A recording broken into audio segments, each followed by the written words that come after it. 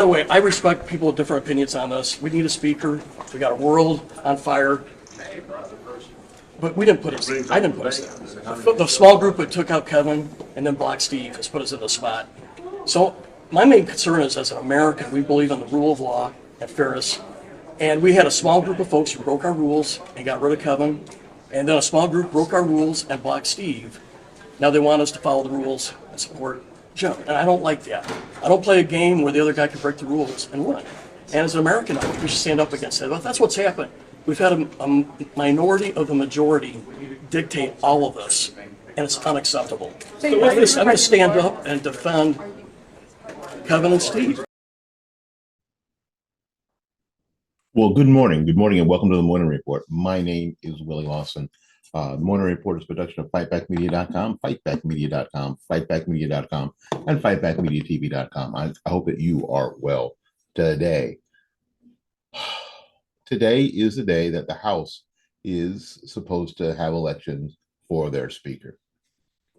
There's only two people that are running for speaker today, and that's the minority leader Hakeem Jeffries and Jim Jordan from Ohio.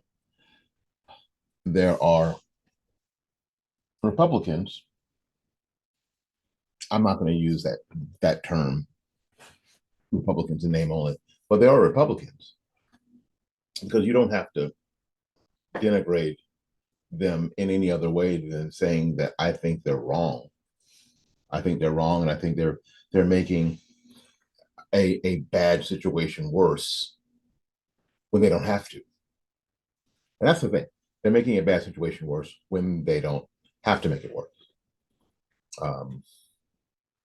We've got a video of a congressman that we're going to show you in a little bit, that I think makes the situation worse than it is. There was a group of Republicans, Matt Gaetz from Florida being the head bottle washer in this, that used I don't think that rule had ever been used, or had been used so infrequently. I don't think anybody really even knew about it. That at any time a representative could ask for a vote on the speaker. A single representative of the 435 could ask for a vote. And knowing how close the margin was to get Kevin McCarthy into the speakership, get the gavel in his hand, Matt Gaetz was ready to dump him. And there were 8 other Republicans that were ready to dump him. Now, you can say that this was not okay, that this was going to create some chaos. Okay. It has. That part is really undeniable. It has. It didn't have to, though. It didn't have to. Because unlike this representative saying that they broke rules, they didn't break any rules. They just used the rules that were available. They didn't break any rules. They just used the rules that were available. And when Jim Jordan again was the first person in the Republican caucus to raise his hand and say, "I'll be speaker if you'll have me." And then Steve Scalise, and you guys remember Steve Scalise, he was the person shot by the Bernie Sanders supporter at while the Republicans were practicing for the congressional softball / baseball game. I think they play softball. He was shot, nearly killed. Yeah. That's that dude. He raised his hand too. But Scalise, to his credit, did a lot of, canvassing and seeing that if he had the votes, and he did not want what happened before to happen again. So when it was obvious that Scalise didn't have the votes to become speaker in the Republican caucus, he said, "Okay, I'll get out. Not a problem." He didn't get squeezed out. He didn't get forced out. He quit. And to his credit, which only left Jim Jordan from the Republican caucus and Hakeem Jeffries from the Democrat caucus. Now, here's the deal. No Democrats are going to vote for Jim Jordan. Not one. No Democrats are going to vote for anybody Republican. There ain't a Republican candidate they're going to vote for because they've already nominated Hakeem Jeffries. So if some of these Republicans that are mad that their guy Kevin McCarthy was kicked out, and you got a hardliner coming like Jim Jordan, who's a hardliner for sure,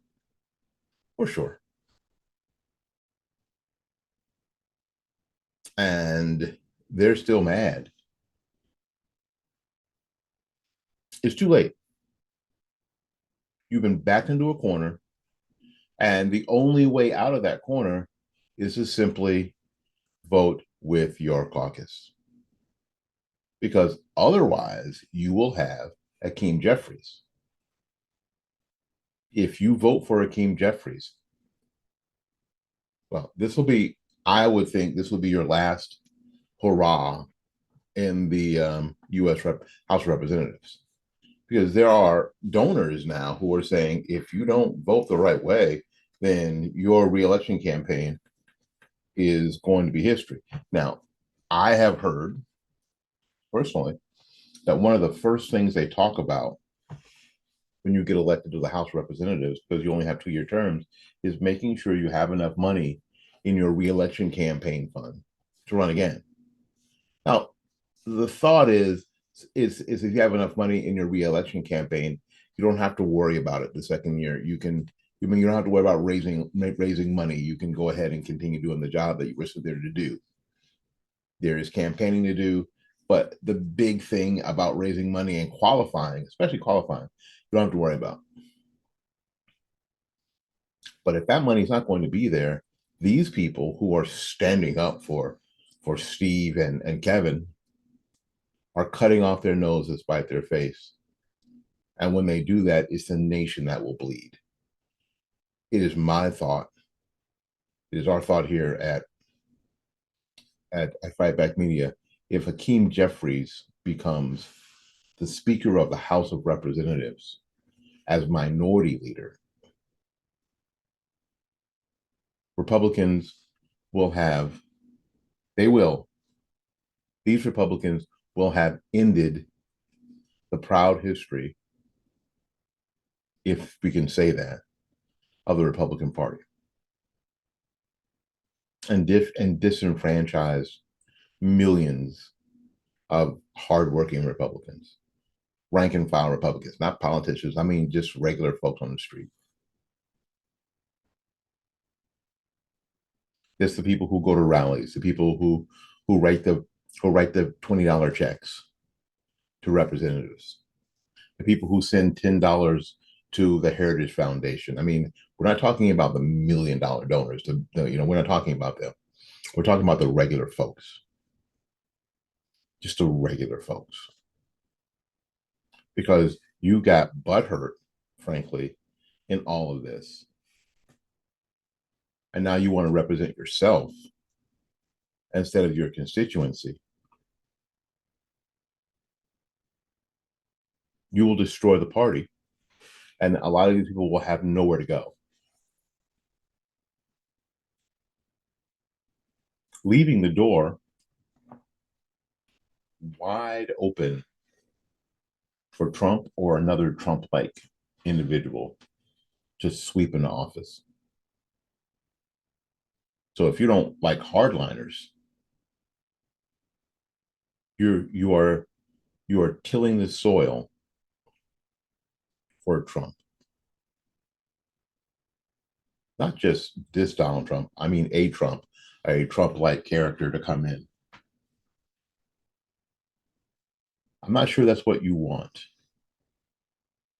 I'm not sure that at this point it's what we need. Some people are. But this is what's happening. Wow. Anyway, that's the vote starts at noon. I mean, the session starts at noon, It is on cspan.org. You can go to cspan.org and watch it if you'd like. I don't know if we're going to be able to. I don't think we're going to be able to broadcast it on the say it YouTube channel, but we're trying. If we can simulcast it on the YouTube channel, we will. So you'll definitely want to check that out. It's already started, and for the session starts at noon.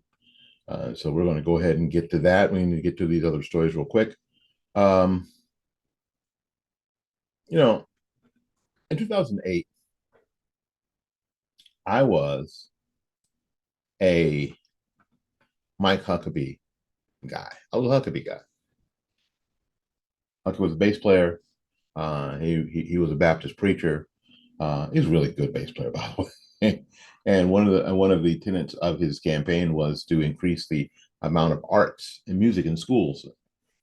And being a musician and being in the school system and being involved in marching band and concert band and being a music education major in college, yeah, it was interesting. I couldn't get some of my friends, my Democrat friends, to look at Mike as like, this is the guy who wants to expand your profession. And just because he has an R at the end of his name, you're not looking at him because Barack Obama, who hasn't mentioned you? Huh. Weird. Very weird. Anyway, when his daughter, Sarah Huckabee Sanders, who I thought was a really, really good press secretary, became governor of Arkansas, Arkansas got a gift, an absolute gift from God. And this is one of the reasons why. Arkansas Governor Sarah Huckabee Sanders will announce today that a Chinese state-owned corporation must sell more than 100 acres of agricultural land in Northeast Arkansas. The consequence of a law signed by Sanders earlier this year, barring ownership of agricultural land prohibited by foreign parties. The 160 acres of land owned by Syngenta, an agrochemical company headquartered in Switzerland, owned by the Chinese Communist Party, controlled Kim China, is the first to be hit with the consequences of Act 636, which went into effect earlier this year after being signed by Governor Sanders.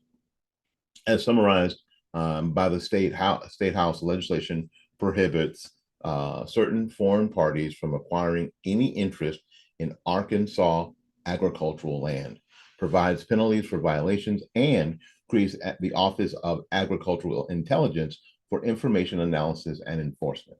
The Chinese Communist Party is one such entity that is now prohibited.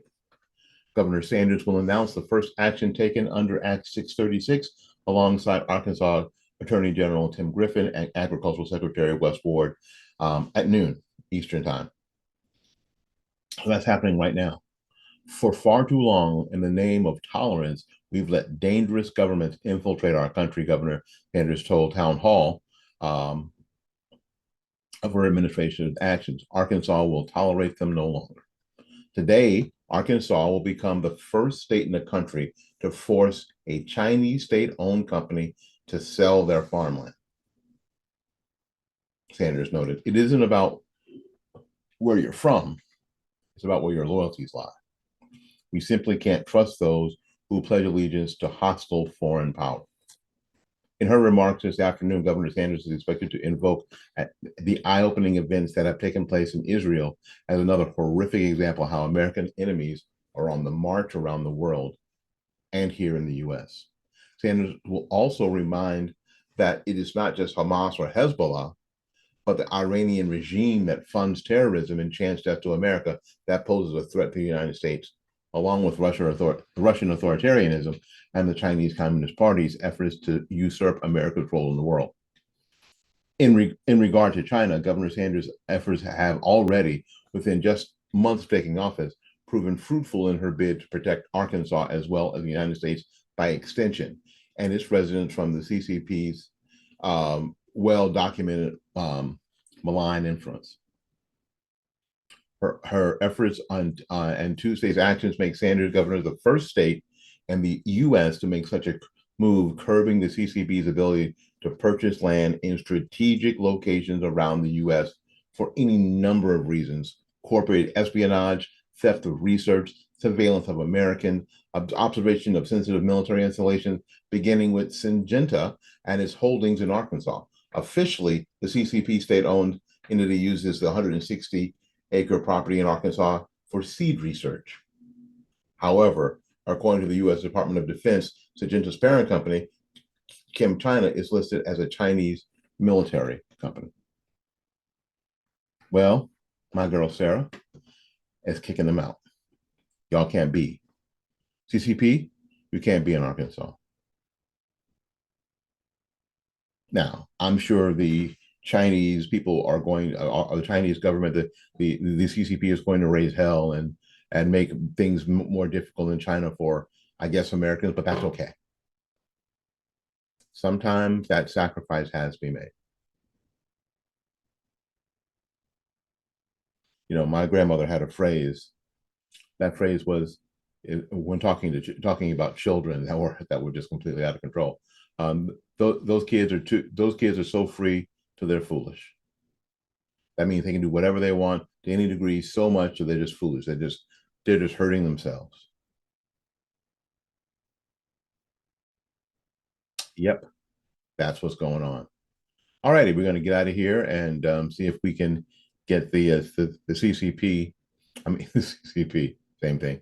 The House of Representatives feed up on the internet channel on YouTube, and if we don't, we'll see you tomorrow. If we do, we'll see you in a few minutes.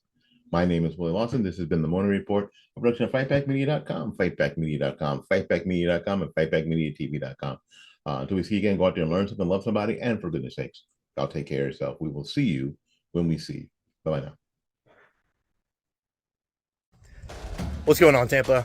Jeff Dow from JD's Pressure Washing here again, and we wanted to share something really cool with you that we're going to be doing that you can be a part of. Tampa is home to 21,000 veterans. We all love our vets, and being one myself, we wanted to find a way that we could give back. So here's what we're going to do.